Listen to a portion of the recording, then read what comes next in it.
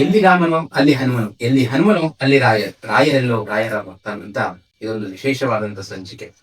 ಯಾಕಂದ್ರೆ ನಾವು ತಿಂಗಳಲ್ಲಿ ಬರುವಂತಹ ಶಿವರಾತ್ರಿ ಕೂಡ ನೋಡ್ತಾ ಇದ್ದೇವೆ, ಹಾಗೂ ವರ್ಷಕ್ಕೊಮ್ಮೆ ಬರುವಂತಹ ಮಹಾಶಿವರಾತ್ರಿ ಕೂಡ ಬರ್ತಾ ಇದೆ. ಅದಕ್ಕೋಸ್ಕರ ಈ ಶಿವರಾತ್ರಿಯ ಆ ರುದ್ರ ದೇವರ ಒಂದು ಪೂಜಾ ವಿಧಾನ, ಅವತ್ತಿನ ಒಂದು ಮಹತ್ವ, ಆಚರಣೆ ಎಲ್ಲವನ್ನ ತಿಳಿಸಲಿಕ್ಕೆ ನಮ್ಮ ಆಚಾರ್ಯರಾದಂತಹ ಡಾಕ್ಟರ್ ಕೃಷ್ಣ ಕೆಂಪದಡ್ಡಿ ಅವರು ನಮಗೊಂದು ಸಿಕ್ಕಿದ್ದಾರೆ. ಇಲ್ಲಿ ವಿಶೇಷವಾಗಿ ಶಿವರಾತ್ರಿಯ ಬಗ್ಗೆ ತಿಳಿಸುವಂತಹ ಕಾರ್ಯವನ್ನ ಮಾಡ್ತಾ ಇದ್ರೆ, ಖಂಡಿತವಾಗಿಯೂ ತಾವು ಕೊನೆಯವರೆಗೂ ಸ್ಕಿಪ್ ಮಾಡದೆ ಈ ಒಂದು ಮಹಾಶಿವರಾತ್ರಿಯ ವಿಷಯವನ್ನ ತಿಳ್ಕೊಂಡು ಬಂದೆ. ಆಚಾರ್ಯ ನಮಸ್ಕಾರ. ಈ ಒಂದು ಮಹಾವಿಷ್ಣು ತ್ರಿಮೂರ್ತಿಗಳಾದಂತಹ ಬ್ರಹ್ಮ ವಿಷ್ಣು ಮಹೇಶ್ವರ ಇದ್ದಾರೆ. ಅದರಲ್ಲಿ ರುದ್ರದೇವರ ಅವರ ಒಂದು ಪ್ರಾಮುಖ್ಯತೆ ಇಲ್ಲಿ ಕೂಡ ನಾವು ಕಾಣಬಹುದು.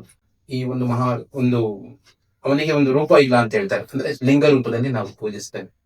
ಇಂತಹ ಒಂದು ರುದ್ರದೇವರು ಕೂಡ ಎಲ್ಲೆಲ್ಲೂ ಇದ್ದಾರೆ, ವಿಷ್ಣು ಕ್ಷೇತ್ರದಲ್ಲೂ ಇದ್ದಾರೆ, ಸಪರೇಟ್ ಆಗಿ ಬೇರೆ ಕ್ಷೇತ್ರಗಳು ಕೂಡ ಇದಾವೆ.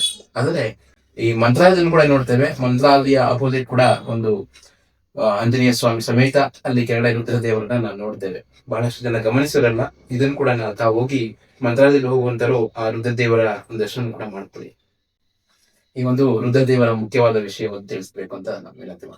ಜ್ಞಾನಾನಂದಮಯಂ ದೇವಂ ನಿರ್ಮಲ ಸ್ಫಟಿಕಾಕೃತಿಂ ಆಧಾರಂ ಸರ್ವವಿದ್ಯಾನಾಂ ಹಯಗ್ರೀವಮುಪಾಸ್ಮಹೇ. ಶ್ರೀ ಗುರುಭ್ಯೋ ನಮಃ. ಹರಿ ಓಂ. ಮೊದಲನೇ ಪ್ರಶ್ನೆ ಇತ್ತು, ಮಾಸ ಶಿವರಾತ್ರಿಗೂ ವರ್ಷದ ಮಹಾಶಿವರಾತ್ರಿಗೂ ಏನ್ ವ್ಯತ್ಯಾಸ ಅಂತ. ಒಂದು ಗಮನಿಸ್ಬೇಕು, ನಾವು ಒಂದೊಂದು ವಾರನೂ ಕೂಡ ಒಬ್ಬೊಬ್ಬ ದೇವತೆಗಳಿಗೆ ಮೀಸಲು. ಶನಿವಾರ ಅಂದ್ರೆ ಒಬ್ರಿಗೆ, ಭಾನುವಾರ ಒಬ್ರಿಗೆ, ಈ ತರ ಎಲ್ಲ ಫಿಕ್ಸ್. ಅದೇ ತರ ಈ ಚತುರ್ದಶಿ ದಿವಸ ಅಂತ ಬಂದ ಕೂಡಲೇ ಅದು ಶಿವರಾತ್ರಿ ಅಂತ. 14ನೇ ದಿವಸ ಈ 14ನೇ ದಿವಸದಲ್ಲಿ ಬರ್ದ್ಬಿಟ್ಟಿರ್ತಾರೆ ಪಂಚಾಂಗದಲ್ಲಿ ಮಾಸ ಶಿವರಾತ್ರಿ. ಪ್ರತಿ ಮಾಸ ಅಂದ್ರೆ ಪ್ರತಿ ತಿಂಗಳಿನಲ್ಲಿ ಶಿವರಾತ್ರಿ ಆಚರಣೆ ಇರುತ್ತೆ. ಅದು 14ನೇ ದಿವಸ. ನಾವು ಹೇಗೆ ಏಕಾದಶಿ ಮಾಡ್ತೀವಿ, ಮತ್ತೆ ಗಣಪನ ಕುರಿತು ಮಾಡ್ತೇವೆ, ಅದೊಂಥರ ಈ ಶಿವರಾತ್ರಿ ಕೂಡ ಇದೆ. ಈ ಶಿವರಾತ್ರಿ ದಿವಸ ಏನ್ ಮಾಡ್ಬೇಕು ಅಂತ ನಂತರ ನೋಡೋಣ. ಮೊದಲಿಗೆ ಈ ಮುಖ್ಯ ಶಿವರಾತ್ರಿ, ಅದು ಎಲ್ಲಾ ಕಡೆ ಶಿವರಾತ್ರಿ ಅಷ್ಟು ಬರೆದಿರ್ತಾರೆ, ಮಹಾಶಿವರಾತ್ರಿ ಅಂತ ಬರೆದಿರ್ತಾರೆ. ಅದಕ್ಕೂ ಇದಕ್ಕೆ ಏನ್ ವ್ಯತ್ಯಾಸ ಅಂದ್ರೆ, ಈ ಮಹಾಶಿವರಾತ್ರಿ ದಿವಸ ರುದ್ರದೇವರು ಭೂಮಿಗೆ ಬಂದ ದಿವಸ, ಪ್ರಕಟ ಆದ ದಿವಸ. ಮಿಕ್ಕಿದ ಶಿವರಾತ್ರಿ ಏನು ಮೆನ್ಷನ್ ಮಾಡಿರ್ತಾರೆ ಪಂಚಾಂಗಗಳನ್ನೆಲ್ಲ, ಅವತ್ತು ರುದ್ರದೇವರು ಬಂದ ದಿವಸ ಅಲ್ಲ. ಬಟ್ ಒಂದು ಚತುರ್ದಶಿ ಬಂದಿದ್ದಕ್ಕೆ ಇಡೀ ವರ್ಷದಲ್ಲಿ ಪ್ರತಿ ತಿಂಗಳು ಚತುರ್ದಶಿ ನಾನು ಬಂದು ಅನುಗ್ರಹ ಮಾಡ್ತೀನಿ ಅಂತ ಹೇಳಿ, ಆದ್ರಿಂದ ಈ ವ್ಯತ್ಯಾಸ ಇಟ್ಕೊಂಡಿದ್ದಾರೆ. ಹಾಗಾಗಿ ಮಹಾಶಿವರಾತ್ರಿ ನಿಜವಾಗಿ ರುದ್ರದೇವರು ಬಂದ ದಿವಸನೇ. ಆಮೇಲೆ ಅವತ್ತು ವರ ಕೊಟ್ಟು ಎಲ್ಲ ಮಾಡಿದ್ದು ಬೇರೆ ವಿಷಯ. ಹಾಗಾದ್ರೆ ಮಹಾಶಿವರಾತ್ರಿ ದಿವಸ ಯಾಕೆ ರುದ್ರದೇವರು ಬರ್ಬೇಕಾಗಿ ಬಂತು ಅಂದ್ರೆ, ಈ ಹೋಳಿ ಹುಣ್ಣಿಮೆಯನ್ನೆಲ್ಲ ನಾವು ಆಚರಿಸ್ತೀವಿ ವೈಭವದಿಂದ. ಎಷ್ಟೋ ಜನಕ್ಕೆ ಏನ್ ಗೊತ್ತಿಲ್ಲ ಅಂದ್ರೆ, ಹೋಳಿ ಅಂತ ಯಾಕೆ ಹೆಸರು ಕರೀತಾರೆ. ಹೋಳಿ ಅಂದ್ರೆ ಬಣ್ಣ ಅನ್ಕೊಂಡ್ಬಿಡ್ತಾರೆ, ಬರೀ ಬಣ್ಣ ಎರಚಾಡೋದು ಮುಗೀತಷ್ಟೇ ಅಂತ. ಆದ್ರೆ ಅಷ್ಟೇ ಅಲ್ಲ. ಹೋಲಿಕಾ ಅಂತ ಒಬ್ಳು ಅಸುರ ಸ್ತ್ರೀ, ಅವಳಿಂದ ತುಂಬಾ ಲೋಕಕ್ಕೆ ಕಷ್ಟ ಆಗ್ಬಿಡುತ್ತೆ. ಅವಳು ನಿಗ್ರಹ ಮಾಡ್ಲಿಕ್ಕೆ ರುದ್ರದೇವರು ಬರ್ಬೇಕಾಗಿ ಬರುತ್ತೆ. ಅದಕ್ಕೋಸ್ಕರ ಹೋಳಿಕಾ ದಹನ ಅಂತಾನೆ ಅದು ಪ್ರಸಿದ್ಧ. ಹೋಳಿಕಾ ದೇವಿಯನ್ನು ಸುಟ್ಟಾಕಿದ ದಿವಸ ಅಂತ. ಆದ್ರೆ ಅವಳಿಗೆ ವರನೂ ಕೊಡ್ತಾರೆ, ನಿನ್ ಪೂಜೆ ಮಾಡ್ಬೇಕು ಅಂತಾನು ವರ ಕೊಡ್ತಾರೆ. ಈ ಹೋಳಿಕಾಗೂ ಶಿವರಾತ್ರಿಗೂ ತುಂಬಾ ಸಂಬಂಧ ಇದೆ. ಅದೇನ್ ಸಂಬಂಧ ಅಂತ ನೋಡೋಣ. ಒಬ್ಬ ಅಸುರ, ಅವನು ಶಂಭು ಅಂತ ಆ ಅಸುರ, ಅವನು ವಿಪರೀತ ಕಾಟ ಕೊಡ್ತಾ ಇರ್ತಾನೆ ಎಲ್ಲರಿಗೂ. ದೇವತೆಗಳಿಗೆ ತಡಿಲಿಕ್ಕೆ ಆಗ್ಲಿಲ್ಲ. ಯಾರಂತ ಕೇಳೋದು, ವಿಷ್ಣುವಿನ ಹತ್ರ ಹೋಗೋಣ ಅಂತ ಹೋದ್ರು. ವಿಷ್ಣುವಿನ ಹತ್ರ ಹೋದ್ಮೇಲೆ ವಿಷ್ಣು ಅವಾಗ ಮಣ್ಣಿನ ಒಂದು ಆಸನ, ಅದ್ರ ಮೇಲೆ ಕೂತಿರ್ತಾರೆ. ಎಲ್ಲಾ ಪೂಜೆ ಮಾಡ್ತಾರೆ, ದಯವಿಟ್ಟು ಹೇಳಪ್ಪ ಸ್ವಾಮಿ, ಕಷ್ಟ ಆಗ್ಬಿಡಿದೆ ಇವಾಗಿಂದ ಕಾಟ ಅಂತ. ಅದಕ್ಕೆ ಹೇಳ್ತಾರೆ, ಅಷ್ಟೇ ತಾನೆ, ನಾನ್ ಬಂದು ಅನುಗ್ರಹಿಸ್ತೀನಿ ಅಂತ. ಸರಿ, ಇವಾಗ ವಾಪಸ್ ಹೊರಟೋಗ್ಬಿಡ್ತಾರೆ ದೇವತೆಗಳು. ಎಲ್ಲೆಲ್ಲಂತಲೇ ಬಚ್ಚಿಟ್ಕೊಬಿಡ್ತಾರೆ. ಒಂದ್ ಕಡೆ ಮಂದರ ಪರ್ವತದಲ್ಲಿ ಬಚ್ಚಿಟ್ಕೊಳ್ತಾರೆ, ಎಲ್ಲೆಲ್ಲಿ ಗುಹೆ ಸಿಗತ್ತೋ ಒಳಗಡೆ ಹೋಗಿ ನುಗ್ಗೋದು. ಈ ತರ ಸ್ಥಿತಿಲಿ ಇರ್ತಾರೆ. ಅವಾಗ ಏನಾಯ್ತು, ದುಂದುಭಿ ಅಂತ ಒಬ್ಬ ದೈತ್ಯ, ಅವನು ಎಲ್ಲಾ ಕಡೆ ಅವನು ಹಿಂಸೆ ಶುರು ಮಾಡ್ಲಿಕ್ಕೆ ಪ್ರಾರಂಭ ಮಾಡ್ದ. ಯಾಕೋ ದೇವತೆಗಳು ಅನ್ಕೊಂಡ್ರು, ಒಬ್ಬನ ಕಥೆ ಹೋಗಿದ್ರು ಇನ್ನೊಬ್ಬ ಶುರು ಮಾಡ್ತಾ ಇದ್ದಾನೆ, ಇವ್ರನ್ನೆಲ್ಲ ನಾವು ನಿಗ್ರಹ ಮಾಡೋದು ಹೇಗೆ, ತುಂಬಾ ಬಲಿಷ್ಠರಾಗ್ಬಿಟ್ಟಿದ್ದಾರೆ. ವರ ಕೊಟ್ಟಿದ್ದು ಯಾರು ಅಂದ್ರೆ ಬ್ರಹ್ಮಾದಿ ದೇವತೆಗಳ ವರ ಕೊಟ್ಟಿತ್ತು. ಯಾಕೋ ನಮ್ಮವರೇ ನಮ್ಗೆ ವಿರುದ್ಧ ಆಗ್ಬಿಟ್ಟು ಎಲ್ಲ ವರ ಕೊಟ್ಬಿಟ್ಟಿದ್ದಾರೆ, ಕಷ್ಟ ಆಗೋಗಿದೆ ಅಂತ. ಅದು ಏನ್ ಮಾಡ್ದ ಅವನು ಅಂದ್ರೆ, ಒಂದ್ ಯಾಗ ಮಾಡ್ದ. ಶುಕ್ರಾಚಾರ್ಯನ ಕರೆದಿದ್ದಾನೆ ಯಾಗಕ್ಕೆ. ಯಾಗ ಮಾಡ್ಬೇಕಾದ್ರೆ ಎಲ್ರಿಗೂ ಆಹುತಿ ಕೊಟ್ಟ. ಇಂದ್ರದೇವರು ಮಾತ್ರ ಆಹುತಿ ಇಲ್ಲ. ಇಂದ್ರಿಗೆ ಇಲ್ಲ, ಅವಮಾನ ಇಂದ್ರದೇವರಿಗೆ. ಸಿಟ್ಟು ಬಂತು. ತಕ್ಷಣ ತಮ್ಮ ದೇಹದಿಂದ ಕೋಪದಿಂದ ಒಬ್ಬಳನ್ನ ಸೃಷ್ಟಿ ಮಾಡ್ತಾರೆ. ಅವಳು ಯಾರು ಅಂದ್ರೆ ಹೋಲಿಕಾ. ಹಾ. ಇಂದ್ರದೇವರ ದೇಹದಿಂದ ಬಂದವಳು, ಆದ್ರೆ ಕೋಪ ಇದ್ದಾಗ ಬಂದವಳು ದೇಹದಿಂದ. ಅವಳಂತೂ ತಲೆ ಮೇಲೆ ಕೂದಲೆಲ್ಲ ಮೇಲ್ಮುಖವಾಗಿರುತ್ತೆ, ಮೇಲ್ಮೇಲೆ ಕೂದಲು, ಕೆಂಗಣ್ಣು, ಈ ಕೆಂಪಾಗಿರುತ್ತೆ ಕಣ್ಣು, ಈ ತರದ ಒಂದು ವಿಚಿತ್ರವಾದ ರೂಪ ಅವಳದು. ರೂಪ ನೋಡ್ಕೊಂಡು ನಮ್ಗೆ ಕನಸ್ತರಣ ಬಂದ್ಬಿಡತ್ತೆ, ಅದಕ್ಕೆ ಬೇಡ. ಅಂತೂ ಆ ಸ್ತ್ರೀ ಏನ್ ಮಾಡ್ತಾಳೆ, ಹೋಮದಲ್ಲಿ ಕೂತಿರೋ ಋಷಿಗಳಿಗೆ ತೊಂದರೆ ಕೊಡೋದು, ಆಹುತಿ ಕೊಡ್ತಾ ಹಾಗೆ ಮಾಡೋದು. ಯಾಕೆಂದ್ರೆ ದೇವತೆಗಳಿಗೆ ಆಗುತ್ತೆ, ಇಲ್ಲ ದೈತ್ಯರಿಗೆ ಆಗುತ್ತೆ. ಇದೆ ಅಂತ ವಿಚಿತ್ರ ವಿಪರ್ಯಾಸ. ಕೊನೆಗೆ ಹೋಳಿಕಾ ಸಂಹಾರ ಆಗ್ಬೇಕಾಗಿದೆ. ಸರಿ, ಸೀದಾ ವಿಷ್ಣುವಿನ ಹತ್ರ ಹೋದ್ರು. ಸ್ವಾಮಿ ನೀ ಬರ್ತೀನಿ ಅಂತ ಹೇಳಿದ್ರೆ ಕೈ ಕೊಟ್ಬಿಟ್ಟು ಬರ್ಲೇ ಬಲ್ಲ. ಅದಕ್ಕೆ ಇಲ್ಲ, ಅದು ನನ್ ಕೈಲಾಗಲ್ಲ, ನೀ ರುದ್ರದೇವ್ರ ಕೈಲಿ ಹೋಗ್ಬೇಕು ಅಂತ. ಅಂದ್ರೆ ರುದ್ರದೇವ್ ಬರ್ಬೇಕಲ್ಲ ಭೂಮಿಗೆ, ಅದಕ್ಕೆ ದೇವ್ರ ಪ್ಲಾನ್ ಮಾಡ್ದ. ಸರಿ, ಎಲ್ಲ ರುದ್ರದೇವ್ರ ಹತ್ರ ಹೋದ್ರು. ರುದ್ರದೇವ್ರಂತೂ ಯೋಚಿಸ್ಬೇಡಿ, ನಾನ್ ಬರ್ತೀನಿ ಅಂತ. ಆಗ ಬಂದವ್ರೆ ಹೇಗ್ ಬರ್ತಾರೆ ಅಂತ ವರ್ಣಿಸ್ತಾರೆ. ಬಂದು ಕೂಡ್ಲೆ ಕೈನಲ್ಲಿ ರುದ್ರದೇವರ ರೂಪ ಹೇಗಿತ್ತು ಅಂತ ವರ್ಣಿಸ್ತಾರೆ. ಒಂದು ಕೊಡಲಿ ಇಟ್ಕೊಂಡಿರ್ತಾರೆ ಒಂದ್ ಕೈದಲ್ಲಿ, ಮತ್ತೊಂದ್ ಕಡೆ ಈ ನೀವು ಸುಮಾರು ಈ ರುದ್ರದೇವರ ಚಿತ್ರದಲ್ಲಿ ನೋಡಬಹುದು, ಒಂದು ಜಿಂಕೆ ಇರತ್ತೆ ಕೈನಲ್ಲಿ.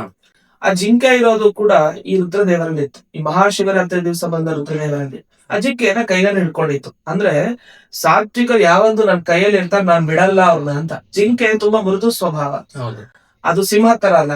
ಅಂದ್ರೆ ಸಾತ್ವಿಕರನ್ನೆಲ್ಲ ನಾನ್ ಕೈಯಲ್ಲಿ ಹಿಡ್ಕೊಂಡು ಕಾಪಾಡ್ತೀನಿ, ಯೋಚಿಸ್ಬೇಡಿ ಅಂತ ತಿಳಿಸ್ಲಿಕ್ಕೆ ಜಿಂಕೆನ ಹಿಡ್ಕೊಂಡಿದ್ದ ಅಷ್ಟೇ. ಹಾಗೆ ಹಿಡ್ಕೊಂಡಿದ್ದಾರೆ. ಆಮೇಲೆ ವರಹಸ್ತ ಮತ್ತೆ ಅಭಯ ಹಸ್ತ ಇಟ್ಕೊಂಡು ರುದ್ರದೇವರು ಬಂದಿದ್ದಾರೆ. ಮತ್ತೆ ಮುಖ ಎಷ್ಟಿತ್ತು ರುದ್ರದೇವರಿಗೆ? 5 ಮುಖ ರುದ್ರದೇವರು, 10 ಭುಜ, 3 ಕಣ್ಣು, ಚಂದ್ರ ನನ್ನ ತಲೆಯಲ್ಲಿ ಇಟ್ಕೊಂಡಿದ್ದಾರೆ. ಮತ್ತೆ ಪಾರ್ವತಿ ಜೊತೆಗೆ ಬಂದಿದ್ದಾರೆ.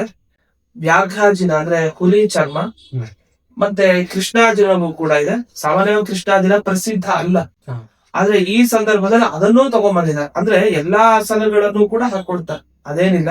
ಅದ್ರ ವ್ಯಾಘ್ರಾಸನ ಏನ್ ವಿಶೇಷ ಅಂತಂದ್ರೆ, ಈ ತಪಸ್ ಮಾಡೋರ್ಗೆ ಹುಲಿ ಚರ್ಮದ ಆಸನ ಅಂತ ಇದೆ, ಅದು ದೇವತೆಗಳಿಗೆ. ಈ ಮನುಷ್ಯ ಕಾಲದಲ್ಲಿ ನಾವೆಲ್ಲ ಹಾಕೊಂಡ್ ಕೊಡೋದಲ್ಲ, ಅದು ಅಪರಾಧ ಆಗ್ಬಿಡುತ್ತೆ.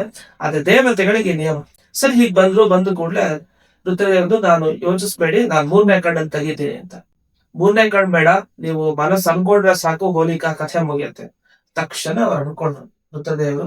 ಅವರ ಕೆಂಗಣ್ಣನಿಗೆ ಗುರಿ ಆಯ್ತು ಹೋಲಿಕೆ. ತಕ್ಷಣ ಅವಳು ಸುತ್ತೋದ್ಮೇಲೆ ವರ ಕೊಡ್ತಾರೆ. ಸರಿ, ನೀನೇನೋ ತಪ್ಪು ಮಾಡ್ದಿ, ಯಾಕೆಂದ್ರೆ ಒಳ್ಳೆಯವ್ರಿಗೆಲ್ಲ ತೊಂದ್ರೆ ಆಯ್ತು, ಬರೀ ಕೆಟ್ಟವ್ರಿಗೆಲ್ಲ. ಋಷಿ ಮುನಿಗಳು ಏನ್ ತಪ್ಪು ಮಾಡಿದ್ರು, ಆದ್ರೆ ಆಹುತಿ ಏನೋ ಒಂದು ಇದ್ರಾದಿ ದೇವತೆಗಳು ಕೊಡ್ಲಿಲ್ಲ ನಿಜ, ಅವ್ರ ವಿರುದ್ಧವಾಗಿ ಪ್ರತಿಭಟಿಸ್ಬೇಕು. ಕೆಲವು ಸಲ ನಮ್ ಜೀವನದಲ್ಲಿ ಆಗುತ್ತೆ, ಒಳ್ಳೆಯವರು ಮಧ್ಯ ಸೇರಿರ್ತಾರೆ, ಪಾಪ ಅವ್ರಿಗೆಲ್ಲ ತೊಂದ್ರೆ ಆಗ್ಬಿಡುತ್ತೆ, ಕೆಟ್ಟವ್ರಿಗೆ ತೊಂದ್ರೆ, ಒಳ್ಳೆಯವ್ರಿಗೂ ತೊಂದ್ರೆ ಆಗ್ಬಿಡುತ್ತೆ. ಹಾಗಾಗ್ಬಾರ್ದು, ನೀನ್ ತೊಂದ್ರೆ ಮಾಡಿದಿ ಆಯ್ತು, ನಿನಗೆ ಅನುಗ್ರಹನೂ ಮಾಡ್ತೀನಿ, ನಿನ್ ಪೂಜೆನೂ ಆಗ್ಲಿ ಬಿಡು ಅಂತ ಒಂದು ಹೋಲಿಕಾ ದಹನ, ಅಂದ್ರೆ ಹೋಲಿ ಹುಣ್ಣಿಮೆ ದಿವಸ ನಿನ್ ಪೂಜೆನೂ ಆಗ್ಲಿ ಅಂತ. ಈಗ ನಾವು ಅವಳ ಪೂಜೆಯನ್ನು ಬಿಟ್ಬಿಡಿದೀವಿ, ಹೊಸದ ಅವಳ ಪೂಜೆಯನ್ನು ಮಾಡ್ಬೇಕು, ಅದೆಲ್ಲ ಬಿಟ್ಟು ಹೋಗ್ಬಿಡಿದೆ. ಈಗ ಅದೊಂದು ನಗರಲ್ಲಿ ಇಟ್ಕೊಡ್ತಾ ಮುಂದೆ ಏನಾಯ್ತು, ರುದ್ರದೇವರಂತ ಇನ್ನು ಮುಂದೆ ಯಾರ್ಯಾರು ಒಳ್ಳೆ ಕೆಲಸ ಮಾಡ್ಬೇಕು ಅಂತ ಅನ್ಕೊಂಡಿದ್ದೀನಿ, ಯಾರಿಗೂ ನಿಮಗ್ ತೊಂದರೆ ಆಗಲ್ಲ, ಪ್ರತಿ ಚತುರ್ದಶಿ ನಾನು ಬರ್ತಾ ಹೋಗ್ತೇನೆ. ಅದು ಪ್ರಕಟ ಆಗಿದ್ ಚತುರ್ದಶಿ ದಿವಸನೇ ಈ ರೂಪ ಪಾರ್ವತಿ ಜೊತೆ ಬಂದಾಗ.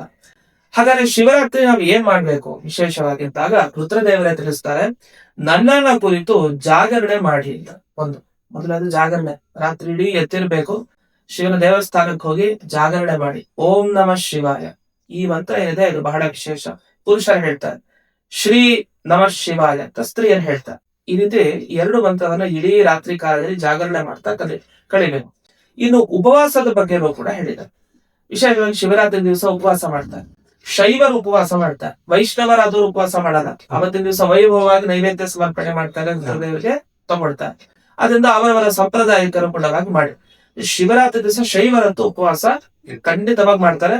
ಕೆಲವು ವೈಷ್ಣವರು ಕೂಡ ನಮ್ಗೆ ಶಿವನ ಅನುಗ್ರಹ ತುಂಬಾ ವಿಶೇಷವಾಗಿ ಆಗ್ಬೇಕು ಅಂತಿದ್ದವರು ಅವತ್ತು ಉಪವಾಸ ಮಾಡ್ತಾರೆ. ಅಂತೂ ಉಪವಾಸ ಮಾಡಬಾರ್ದು ಅಂತಿಲ್ಲ, ಉಪವಾಸ ಮಾಡೋದು ಶ್ರೇಷ್ಠ. ಇನ್ನು ಶಿವರಾತ್ರಿ ದಿವಸ ಅಭಿಷೇಕ ಬಹಳ ವಿಶೇಷ. ರುದ್ರದೇವರಿಗೆ ಅಭಿಷೇಕ ಮಾಡಿಸ್ಬೇಕು. ಅಭಿಷೇಕ ಮಾಡಿಸೋದು ರುದ್ರದೇವ್ರ ತಂಪಾಗಿರ್ಲಿ ಅಂತಲ್ಲ, ನಾವು ತಂಪಾಗಿರ್ಬೇಕು ಅಂತ. ಹಲವರಿಗೆ ಏನ್ ಭಾವನೆ ಇದೆ ಅಂದ್ರೆ, ಅವ್ರು ವಿಷಕಂಠ, ಅವ್ರು ವಿಷವನ್ನ ಪ್ರಾಶನ ಮಾಡ್ಬಿಟ್ರು ಸಮುದ್ರ ಮಥನ ಕಾಲದಲ್ಲಿ. ಆಗ ನೀಲಕಂಠನಾಗ್ಬಿಟ್ಟ, ಕೆಲ್ಲ ಕಪ್ಪು ಹಿಡಿತು, ತುಂಬಾ ಕಷ್ಟ ಆಗ್ಬಿಡ್ತು ಅಂತ. ನಾವು ಪೂಜಿಸೋ ದೇವರಿಗೆ ಕಷ್ಟ ಅಂತ ಆದ್ರೆ ನಾವು ಅವರನ್ನು ಪೂಜಿಸೇನರ್ಥ? ಹಂಗಲ್ಲ. ಅದೇನಂದ್ರೆ ತೋರಿಸಿದ್ದು ಆ ವಿಷವನ್ನ ನಾನು ಕುಡದೆ ಅವತ್ತು ನಾನ್ ಕಾಪಾಡದೆ ಅಂತ ಹೇಳಿ ಅದು ತೋರಿಸ್ಲಿಕ್ಕೆ ಅವರು ಸ್ವಲ್ಪ ನೀಲಿ ಬಣ್ಣದಾಗಿ ಅವರ ಕಂಠವನ್ನ ನಮ್ಮ ಮುಂದೆ ತೋರಿಸ್ಕೊಂಡಿದ್ದಾರೆ ಅಷ್ಟೇ ಅಲ್ಲ, ಹಾವನ್ನು ಕಟ್ಕೊಂಡಿದ್ದಾರೆ. ಯಾಕೆ? ಹಾವು ತುಂಬಾ ತಂಪಾಗಿರುತ್ತೆ, ತಣ್ಣಗಿರುತ್ತೆ. ಅದಕ್ಕೋಸ್ಕರ ಕೈಗೆಲ್ಲ ಕಟ್ಕೊಂಡಿದ್ದಾರೆ, ಚಂದ್ರನ ತಲೆ ಮೇಲೆ ಇಟ್ಕೊಂಡಿದ್ದಾರೆ. ಇದೆಲ್ಲ ಏನಂದ್ರೆ, ನಾನು ಚಂದ್ರನ್ ತರ ತಲೆ ಮೇಲೆ ನಿಮ್ಮನ್ನು ಮೆರೆಸ್ತೀನಿ ಇಟ್ಕೊಂಡು, ನೀವು ನನ್ನನ್ನು ಆರಾಧನೆ ಮಾಡಿ ನಾನು ನೋಡ್ಕೊಳ್ತೀನಿ, ನಾನು ಕಟ್ಕೊಂಡ್ಬಿಡ್ತೀನಿ ಹಾವಿನ ತರ, ನೀವೊಂದು ಬಿಡೋದಿಲ್ಲ ನಾನು ಅಂತ ಈ ತರ ಅವ್ರು ತಿಳಿಸ್ಲಿಕ್ಕೆ ಹೀಗೆ ರುದ್ರದೇವರು ಬಂದಿದ್ದು. ಅವ್ರಿಗೆ ಅಭಿಷೇಕ ಪ್ರಿಯ ರುದ್ರ ಅಂತ. ನೀವು ಎಷ್ಟು ಹಾಲಿನ ಅಭಿಷೇಕ ಇತ್ಯಾದಿಗಳ ಅಭಿಷೇಕವನ್ನು ಮಾಡಿಸ್ತೀರಿ ರುದ್ರದೇವರಿಗೆ ಅಷ್ಟು ಸಂತೋಷ. ಈ ರೀತಿ ಅದರಲ್ಲೂ ಒಂದು ಕ್ರಮ ಇದೆ, ಬೆಳಗ್ಗೆಯಿಂದ ಮಧ್ಯಾಹ್ನ ಸಂಜೆಯಿಂದ ರಾತ್ರಿ ಅಂತ. ಅದೇನಂದ್ರೆ ಈ ರುದ್ರದೇವರ ಲಿಂಗದ ಮೇಲೆ ಮೇಲಿಂದ ನಿಧಾನ ಸೋರ್ತಾ ಇರುತ್ತೆ ಹನಿ ಹನಿ, ಆ ತರ ಹಾಲನ್ನ ಬೀಳಿಸ್ತಾ ಇರ್ತಾರೆ ಅಭಿಷೇಕದಲ್ಲಿ. ಅದು ಬೆಳಗ್ಗೆ ಮಧ್ಯಾಹ್ನದವರೆಗೆ ಅದು ಒಂದು ಪೂರ್ಣ ಹಾಕಿರ್ತಾರೆ ಒಂದು ಪ್ರಮಾಣದಲ್ಲಿ ಹಾಲಿದ್ದು, ಅದು ಒಂದು ಪಾತ್ರೆ ಖಾಲಿ ಆಗುತ್ತೆ. ಮತ್ತೆ ಇನ್ನೊಂದು ವಿಶೇಷವಾಗಿ ಹೂವುಗಳನ್ನ ಅರ್ಚನೆ ಮಾಡ್ತಾರೆ. ಮತ್ತೆ ಆಮೇಲೆ ಮಧ್ಯಾಹ್ನದಿಂದ ಸಂಜೆ, ಮತ್ತೆ ಸಂಜೆಯಿಂದ ರಾತ್ರಿ, ಹೀಗ್ ಮಾಡ್ತಾ ಕೊನೆಗೆ ಜಾಗರಣೆಯಲ್ಲಿ ಕಾಲವನ್ನ ಕಳೀತಾರೆ. ಇನ್ನೊಂದು ಬಿಲ್ವ ಪತ್ರೆ ಬಹಳ ವಿಶೇಷ ರುದ್ರದೇವರಿಗೆ ಹಾಕೋದು. ಮತ್ತೆ ಇನ್ನೊಂದು ಹೇಳ್ತಾ ಆಮ್ರ ಪುಷ್ಪ ಅಂತ, ಅಂದ್ರೆ ಮಾವಿನ ಎಲೆ ಇರುತ್ತಲ್ಲ ಅದರಿಂದ ಅರ್ಚನೆ ಮಾಡೋದು ರುದ್ರದೇವರಿಗೆ ತುಂಬಾ ಪ್ರೀತಿ. ತಪ್ಪದೇ ಇದನ್ನ ಮಾಡ್ಬೇಕು, ಮಾವಿನ ಎಲೆಯಿಂದ ಅರ್ಚನೆ, ಈ ಕಡೆ ಬಿಲ್ವ ಪತ್ರೆಯಿಂದ ಅರ್ಚನೆ. ಇಷ್ಟನ್ನ ಮಾಡಿ ಒಂದೇ ಮಂತ್ರ, ಪಂಚಾಕ್ಷರಿ ಮಂತ್ರ, ಆ ಮಂತ್ರ ಸಾಕು ರುದ್ರದೇವರ ಅನುಗ್ರಹ ಆಗ್ಲಿಕ್ಕೆ. ಎಲ್ಲರಿಗೂ ಈ ಶಿವರಾತ್ರಿ ದಿವಸ ಆ ಮಹಾರುದ್ರ ದೇವರು ಪಾರ್ವತಿ ಜೊತೆಗೆ ಆರಾಧನೆ ಮಾಡಿ, ಬರೀ ಲಿಂಗ ಅಂದ್ಕೊಂಡೆ ಬರೀ ರುದ್ರದೇವರಲ್ಲ, ಪಾರ್ವತಿ ಆಮೇಲೆ ಕೋಪ ಮಾಡ್ಕೊಂಡ್ರೆ ರುದ್ರದೇವರ ಅನುಗ್ರಹ ಮಾಡೋದು ನಮ್ಗೆ. ಹೆಂಡತಿ ಕೋಪ ಬರ್ಬಾರ್ದು, ಪಾರ್ವತಿ ಕೋಪ ಬರ್ದೇನೆ ರುದ್ರದೇವರಿಗೆ ವಿಶೇಷವಾಗಿ ಸಂತೋಷ ಆಗೋ ತರ ಎಲ್ಲರೂ ಆಚರಣೆ ಮಾಡಿ, ವಿಶೇಷವಾಗಿ ಆ ರುದ್ರದೇವರ ಅನುಗ್ರಹಕ್ಕೆ ಎಲ್ಲರೂ ಕೂಡ ಪಾತ್ರರಾಗಿ ಅಂತ ತಿಳಿಸ್ತಾ ಎರಡು ಮಾತುಗಳನ್ನ ಮುಕ್ತಾಯ ಮಾಡಿ.